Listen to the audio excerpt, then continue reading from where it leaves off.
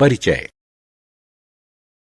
Hello बच्चों, आइए एक ऐसे विषय पर बातचीत करते हैं जो हमारे दैनिक जीवन से जुड़ा है। आपकी माँ आपके लिए पोहा बनाती हैं और उसमें हरी मिर्च डालती हैं, लेकिन आपको हरी मिर्च बिल्कुल पसंद नहीं, तो आप क्या करेंगे? जाहिर है, आप पोहा को अपने मुंह में रखने से पहले मिर्च का हरा टुकड़ा उसमें से निकालकर अलग रख देंगे। जब आपकी माँ परिवार के लिए खाना पकाती हैं, तो वे भी ऐसा ही करती हैं। आपने देखा होगा कि वो पकाने से पहले चावल, गेहूं और दालों में से कंकड़, पत्थर और दूसरी अनचाही चीजें अलग करती रहती हैं। कुछ अशुद्धियों और अनचाही चीजों को हाथ से उठाकर निकाला जा सकता है, लेकिन हमेशा ऐसा नहीं किया जा सकता। बहुत से मिश्रणों में चीजों को आसानी से अलग नहीं किया जा सकता। ऐसे मामलों में इन्हें अलग करने की कुछ दूसरी तकनीकों का इस्तेमाल किया जाता है। हम इस पाठ में चीजों को अलग अलग करने की अलग अलग विधियों पर चर्चा करेंगे। उद्देश्य: इस पाठ के अंत में आप निम्न करने में सक्षम हो जाएंगे। एक मिश्रण में से विभिन्न चीजों को अलग करने से जुड़े कारणों पर विचार विमर्श करना, किसी मिश्रण की अलग अलग चीजों को अलग करने की विभिन्न विधियों की सूची बनाना, उदाहरणों की मदद से चीजों को हाथ से चुनने, मथने, गहाने, फटकने और छानने की तरकीबों को बताना, किसी मिश्रण की चीजों को अलग अलग करने की जरूरत। हम अपने दैनिक जीवन में जिन चीजों का प्रयोग करते हैं, उनमें से अधिकतर मिश्रण की शक्ल में होती हैं, लेकिन मिश्रण में मौजूद हर चीज उपयोगी नहीं होती। उदाहरण के लिए, खाने की कुछ चीजों में ऐसी चीजें भी हो सकती हैं जो आपको पसंद नहीं आती हैं। हम इन्हें इसलिए हटा देते हैं ताकि खाने की चीजें हमें अच्छी लगें। तो इन्हें अलग करने का एक कारण है उन चीजों को हटा देना जो हमें अच्छी नहीं लगती। इसी तरह हमें चावल, गेहूं और दालों वगैरह में कंकड़, पत्थर और सुरसुरी जैसी चीजें मिलती हैं। हम खाने की इन चीजों में से हमारे शरीर के लिए नुकसानदायक चीजों को पकाने से पहले निकाल देते हैं। तो दूसरा कारण हुआ नुकसान पहुंचाने वाली चीजों को निकाल देना। जब हम दूध या दही को मथते हैं, तो हमें दो बेहद उपयोगी चीजें प्राप्त होती हैं, मक्खन और मट्ठा। तो किसी मिश्रण में मौजूद चीजों को अलग अलग करने का तीसरा कारण है शुद्ध और उपयोगी चीजों को प्राप्त करना। चीजों को अलग करने के तरीके। आपको चीजों को अलग अलग करने के तरीकों के बारे में जरूर कुछ न कुछ पता होगा। आपने अपने दैनिक जीवन में इनमें से कुछ तरीकों को प्रयोग किया होगा। आपने अपने दैनिक जीवन में इनमें से कुछ तरीकों का प्रयोग किया होगा। आइए, किसी मिश्रण में मौजूद चीजों को अलग अलग करने के लिए जिन तरीकों का इस्तेमाल होता है, उनमें से कुछ की सूची बनाएं। हाथ से चुनना, मथना, गहाना, फटकना, छानना। अलग अलग करने का क्या तरीका चुना जाए, ये उस चीज के भौतिक गुण धर्मों पर निर्भर करता है। आत्म मूल्यांकन। अलग अलग तस्वीरों का मिलान उन्हें अलग करने की सही प्रक्रिया के साथ करें।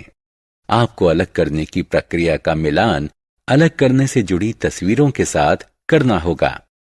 अलग करने के तरीके। हाथ से चुनना। आपकी मां गेहूं, चावल और दालों से कंकड़, पत्थर और अन्य अशुद्धियों को कैसे अलग करती हैं? वो एक एक करके उन्हें हाथ से चुन लेती हैं। हाथ से चुनने की विधि का इस्तेमाल उन अशुद्धियों को अलग करने के लिए किया जा सकता है जो आंख को आसानी से नजर आती हैं और मिट्टी, छिलके और कंकड़ पत्थर की शक्ल में थोड़ी मात्रा में होती हैं। अलग करने के तरीके। मथना। बच्चों, ये मक्खन है। क्या आप जानते हैं कि मक्खन कैसे बनता है? जब किसी मटके में दूध को तेजी से बिलोया जाता है, तो मक्खन निकलता है। जो तरल पदार्थ पीछे रह जाता है, वह स्वादिष्ट और पोषक मट्ठा होता है। जिसे बहुत से लोग गर्मियों में पीना बहुत पसंद करते हैं। तो आपने देखा कि जब अलग करने के इस तरीके को अपनाया जाता है तो दूध में से दो अलग-अलग उपयोगी चीजें निकलती हैं। अलग करने के तरीके। गहाना। आपने फसल कटाई के बाद खेतों में गेहूं या धान के बड़े-बड़े बंडल देखे होंगे। क्या आपने कभी सोचा है कि कोई किसान किस तरह इन बालियों से अनाज को अलग करता है? जब गेहूं या चावल की फसल कट जाती है तो किसान इन बालियों को एक साथ बांधकर उनके बंडल बना देता है। इसके बाद वो उन बंडलों को धूप में सूखने के लिए छोड़ देता है। जब ये बालियां पूरी तरह सूख जाती हैं तो किसान दानों को अलग करने के लिए इन्हें सख्त जमीन पर पीटता है। दानों को बालियों से अलग करने की इस प्रक्रिया को गहाना कहते हैं। बैलों और थ्रेशर कही जाने वाली मशीनों का इस्तेमाल इस काम के लिए किया जाता है। अलग करने के तरीके। फटकना। आपने जब रेलगाड़ी में यात्रा की होगी तो ग्रामीण इलाकों में आपने महिलाओं को ऊंचाई पर खड़े होकर एक टोकरी को अपने सिर के ऊपर लगातार हिलाते देखा होगा।